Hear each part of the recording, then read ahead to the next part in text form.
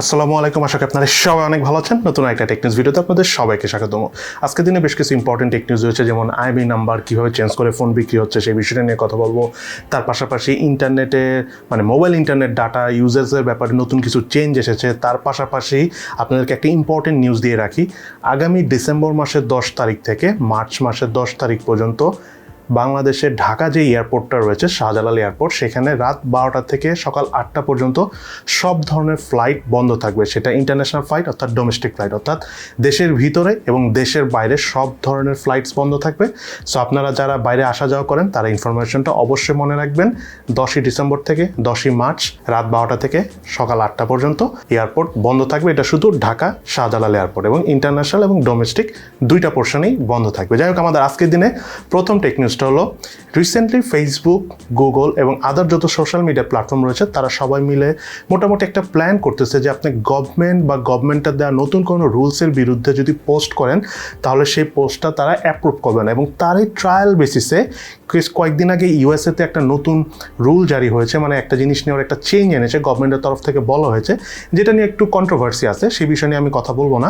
But সেই related post যদি আপনি কোনো সোশ্যাল মিডিয়াতে দেন তাহলে সেটা তারা অ্যাপ্রুভ করবে না, এটা অলরেডি তারা ডিক্লেয়ার করে দিয়েছে। সো খুবই সুন হতে পারে আমাদের দেশও যখন সরকার বিরোধী আমরা কোনো পোস্ট দিতে যাব সেটা হয়তো বা অ্যাপ্রুভ করবে না। এটা হয়তো বছর খানেকের মধ্যে আমরা মোটামুটি সব সোশ্যাল মিডিয়াতেই দেখতে যাচ্ছি। দেন এরপরে নিউজটা হলো Samsung Galaxy S21 fan addition. এই মোবাইলটা অনেক দিন ধরে আসতে চাচ্ছে, প্রসেসর শর্ট থাকার কারণে আসতে পারতেছে না। অবশেষে এই ফোনটা আসলে আর কোয়ালকমের প্রসেসরে সম্ভবত আসতেছে না, এটা আসতেছে হলো তাদের নিজস্ব প্রসেসর Exynos 2100 প্রসেসর দিয়ে, এবং খুবই সুন হতে পারে আমরা মার্কেটে দেখবো। আমি যতদূর জানি জানুয়ারি মাসের 4 তারিখে ফোনটা লঞ্চ হবে। এদিকে স্যামসাং ডিক্লেয়ার করলো তারা তাদের নতুন যেই স্যামসাং গ্যালাক্সি S22 সিরিজ আছে সেই সিরিজের সম্ভবত তারা নতুন র্যাম নিয়ে আসবে, যেটা নতুন টাইপের LPDDR5X। এখন পর্যন্ত আমরা হাইস্ট র্যাম দেখেছি কিন্তু LPDDR5, বাট নতুন যে র্যামটা আসতেছে সেটা হলো LPDDR5X। এটা LPDDR5 এর থেকে প্রায় 1.5 গুণ বেশি শক্তিশালী হবে।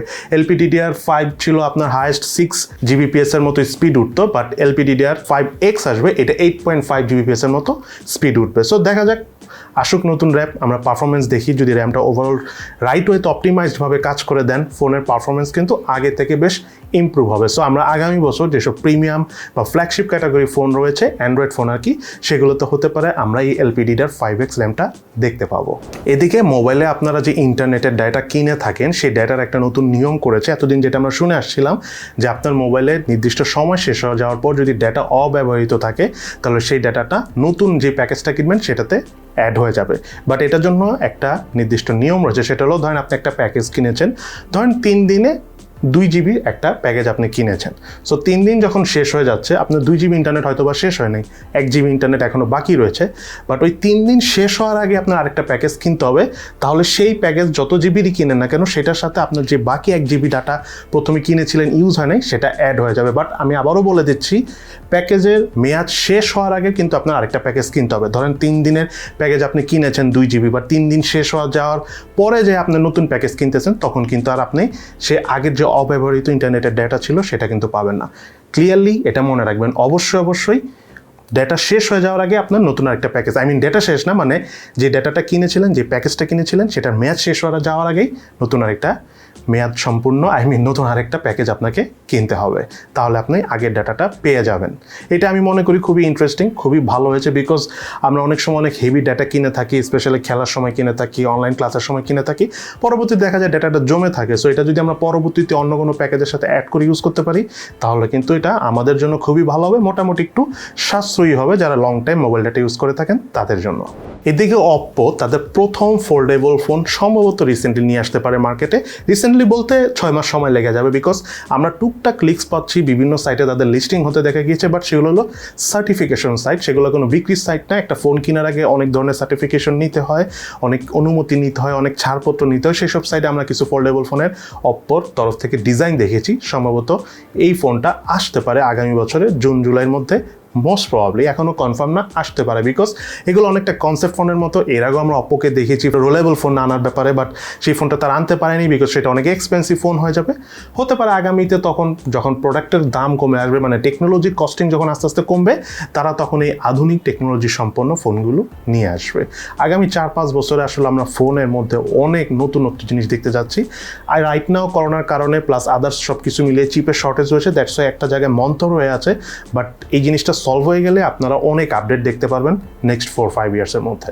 দেন আমাদের আজকের দিনের সর্বশেষ নিউজটা খুবই ডেঞ্জারাস নিউজ। সেটা হলো IMEI নাম্বার পরিবর্তন করে কিছু কিছু মোবাইলের দোকানে মোবাইল বিক্রি করা হচ্ছিল। এরকমই কিছু দোকান ছিল পল্লবীর একটা শপিং মলে, সেখান থেকে র্যাব প্রায় 309টা মোবাইল জব্দ করেছে এবং প্রত্যেকটা মোবাইলের IMEI নাম্বার ধরে ধরে ব্লক করে দেওয়া হয়েছে। এবং এই প্রত্যেকটা ফোনই হয় চোরাই, নয় 2 নম্বর, নাহলে বিভিন্ন সিস্টেমের মাধ্যমে আসা, বা এই ফোনগুলোতে আগে কোনো ক্রাইম হয়েছে, দেন সেই ফোনগুলো বিদেশ থেকে এনে বা বাংলাদেশে কারো কাছ থেকে চুরি করে IMEI নাম্বার চেঞ্জ করে বিক্রি করা হচ্ছিল।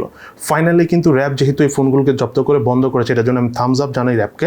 তবে এই বিষয়টা নিয়ে আমি আপনাদেরকে একটা ডিটেলস কথা বলতে চাই, সেটা হলো ইন ডিটেলসে আর কি বলতে চাই। এই ভিডিওতে বলবো না, অলরেডি বলেও দিয়েছি, আপনারা আই বাটনে ক্লিক করে ভিডিওটা দেখে নেবেন। সেখানে আমি দেখিয়েছি যে আপনার ফোন অরিজিনাল না ফেক, এটা কিন্তু আপনার বোঝার ব্যাপার আছে, IMEI নাম্বার দিয়ে চেক করা যায়। আপনারা মাস্ট সেই ভিডিওটা দেখে নেবেন, তাহলে আপনারা বুঝতে পারবেন আপনার ফোনটা অরিজিনাল না ফেক। কারণ আপনি যদি এমন একটা ফোন কিনেন যেটা আগে থেকে কোনো ক্রাইম হয়েছে ওই ফোন দ্বারা, বা ওই ফোনটা চুরি করা ফোন, দেন সে যদি কখনো পুলিশের কাছে যে IMEI নাম্বার ধরে মামলা করে, দেন আপনি পড়বেন বিপদে। আর প্রকৃতপক্ষে আসলে ফোনের IMEI নাম্বার চেঞ্জ করে বেশি লং টাইম ইউজ করা যায় না, একটা সময় যে একটা না একটা প্রবলেম হয়। সো এগুলো নিয়ে আমি আর ইন ডিটেলসে বলতে যাবো না, অনেক বড় হয়ে যাবে ভিডিও। বাট আপনাদের কাছে আরেকটা রিকোয়েস্ট থাকবে, যারা আপনারা বাইরে থাকেন, অনেকেই আছে যে দেশে ফোন গিফট করা হয়, বাট ফোনগুলো ওই দেশে ইনস্টলমেন্টে নেওয়া হয়, নিয়ে দেন বাংলাদেশে পাঠিয়ে ওই কোম্পানিকে, মানে যে দেশ থেকে মানুষটা ফোন কিনছে তাদেরকে বলা হয় যে আমার ফোনটা হারিয়ে গিয়েছে, দেন তারা ইন্স্যুরেন্সকে ক্লেম করে নতুন একটা ফোন নিয়ে দেয়। কিন্তু মাঝখান দিয়ে যে সে যেটা করে সেটা হলো ওই যে একটা ফোন সে ইনস্টলমেন্টে নিয়েছিল সেটা কিন্তু বাংলাদেশে পাঠিয়ে দিচ্ছে। আপনাদেরকে একটা কথা বলে দিই, কেউ এই কাজটা করবেন না, কারণ এই ফোনগুলো বাংলাদেশে যখন আসে এটা একটা কান্ট্রি লক হয়, আর কান্ট্রি লকের মধ্যে ওই ফোনগুলো যেহেতু আপনাকে পাঠিয়ে দিয়েছে, আপনি যখন ইন্স্যুরেন্স ক্লেম করছেন তখন তো বলছেন যে আপনার ফোনটা হারিয়ে গেছে। সো ফোনগুলো লস্ট এবং স্টলেন দেখিয়ে কিন্তু লক করা হয় এখনকার যুগে। সো আপনি যখন কাউকে গিফট করলেন, সেই ফোনটা যখন আনলক করতে যাবে সে কিন্তু জানবে যে এই ফোনটা লস্ট এবং স্টলেন দেখানো। সো আলটিমেটলি কিন্তু আপনি ছোট হবেন কাউকে গিফট করে ফোন, যদি আপনার ফোনটা এইভাবে পাঠানো হয়। সো এটা থেকে বিরত থাকবেন, কারণ ওই ধরনের ফোনগুলো আনলক করতে গেলে ক্লিয়ার বোঝা যায় যে এটা মোবাইল কোম্পানি বন্ধ করে রেখেছে লস্ট এবং স্টলেন দেখিয়ে, দেন ওইটা ওইভাবে আনলক করতে হয়। সো এই কাজগুলি অ্যাভয়েড করবেন, বিকজ কখন কোন জিনিসে ঝামেলায় পড়ে যান আপনি নিজেও বুঝবেন না। আর দেখা গেল আপনি ওইখানেরও সেকেন্ড হ্যান্ড ফোন কিনছেন, কিনে বাংলাদেশে পাঠিয়ে দিয়েছেন। তো এইগুলো একটু কেয়ারফুল থাকাই ভালো, বিকজ এখনকার যুগে অনেক ধরনের ক্রাইম হয়, কারণ এখনকার টেকনোলজি যুগ ডিজিটাল অনেক ক্রাইম হয়, যেটার জন্য অনেক মানুষ অনেক ধরনের ঝামেলা পরবর্তীতে যে জড়িয়ে যাতে না পড়ে। এই কারণে প্লিজ সলিড থাকা ট্রাই করুন, ফ্রেশ মোবাইল কিনুন। কারো কাছ থেকে যদি সেকেন্ড হ্যান্ড ফোন কিনুন, সেটা ভালোভাবে দেখে শুনে বুঝে কিনুন, সাথে পসিবল হলে ভোটার আইডি কার্ডের কপিটা নিয়ে নিন, যাতে কোনো ধরনের কোনো ঝামেলা হলে পরবর্তীতে সেটা আপনি ক্লেম করতে পারেন। সো এই হলো আমাদের আজকে টেক নিউজ ভিডিও। কেমন লাগলো আপনাদের কাছে আমাদের আজকের ভিডিও, সেটা কিন্তু অবশ্যই ভিডিও নিচে কমেন্টস করে জানাবেন। সবাই ভালো থাকেন, সুস্থ থাকেন, ইনশাল্লাহ দেখা হবে ফিউচারে।